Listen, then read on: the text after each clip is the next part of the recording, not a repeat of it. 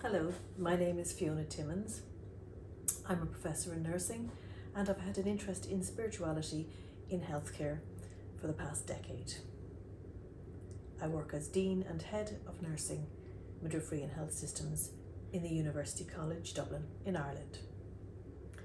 I hope that you enjoyed watching the fifth and final unit, and as you can see from these videos, the area of concern in relation to patients' and families' spiritual needs in healthcare lends itself very nicely to the topic of reflection. Many of you, of course, will know that reflection and reflective practice are very pertinent themes within nursing.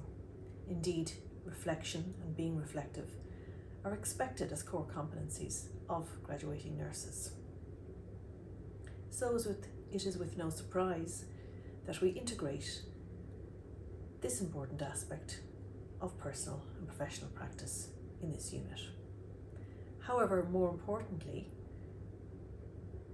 reflection, self-reflection, thinking about one's own practice, one's own views and attitudes to spirituality, spiritual care, patients, people, family that you meet, are also a core competence identified clearly within the domain of spirituality. The European Erasmus project entitled EPIC, that many of you have become familiar with throughout this module, very clearly demonstrated that becoming more aware of your personal and organisational limitations in practice in relation to spiritual care is important and can make your role and your effectiveness and your function much improved. So we saw on the video in relation to the care of Mary Murphy that the nurse, individually upon reflection, had some afterthoughts, some insightful, intelligent, thoughtful afterthoughts in relation to how the care could have been improved. And this is really important for us to see this and to see this role modelled by professional staff such as Dr. Mary Bell in the scenario, to show us how straightforward this could be.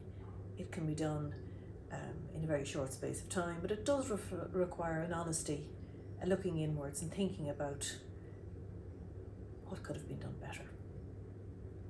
Important elements of this personal reflection are realising that there is always room for improvement, and very often people can be patient with us in terms of falling short of the standards expected at all times if we are able to turn around and make things better, as we saw in Dr. Mary Bell's behaviour in the video. You also saw in this video some group reflection among the professional staff in the hospital setting.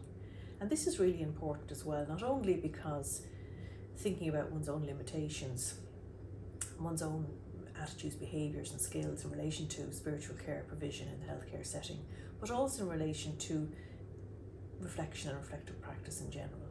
The notion of actually coming together as a group and having an open and honest dialogue about a person's care is really powerful in terms of developing, growing, strengthening as a team, but developing that honesty to being able to look at situations and see clearly what worked, as the facilitator of that group outlined, and what could be improved. It's important to celebrate success and acknowledge achievements and be thoughtful and gentle and kind with one another in terms of things working really well, but also in the same token not necessarily being negative, but begin to think, well, is there a way in particular in relation to providing spiritual care and supporting spiritual needs that we could as a team have made things better for that person? This will help, of course, future people receiving healthcare, but also the general practice of the team and of the individuals concerned.